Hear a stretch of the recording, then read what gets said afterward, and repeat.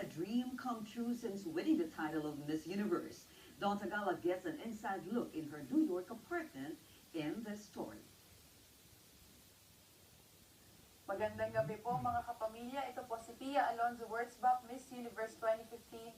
Thank you for the love. That's Pia Wurzbach playing reporter at her luxury apartment located in the heart of Manhattan before giving ABS-CBN News a special tour of her new home. Ito yung living room. Dito ko, pagka gabi na, ganyan, tapos dito ako makatulog. Muna ako na TV. Living in the Big Apple is another dream come true for Pia, after her biggest dream of being crowned Miss Universe already came true. So, diba in-expect mo talaga? Like, this is everything that you expected? More pa. So, how would you describe your first 3 days of Not official work? busy.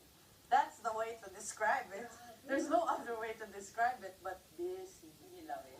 Yeah. For Pia, her new home is a place of refuge, away from the hectic life of a beauty queen. Minsan nga napapraning ako dito baka. Kasi nakukunan nila ako sa baba. Diba? Pagtatawid ako sa gym or... Paparazzi? Oo. Nakukunan nila ako sa baba. So inisip ko, nakukunan din kaya ako nila dito. Tsaka tinatanong ko yung manager ko na... Ay, kala ko sa akin. Tinatanong ko yung manager ko na, allowed ba yon na nasa loob ka ng establishment tapos kukunan ka pa rin nila? Yeah. Bawal pala yun. Pia, a culinary school graduate, says there's nothing like cooking her own Filipino comfort food, adobo, for the first time at her new place. Tingnan nga natin kung masarap yun. Ay, masarap! Yung totoo.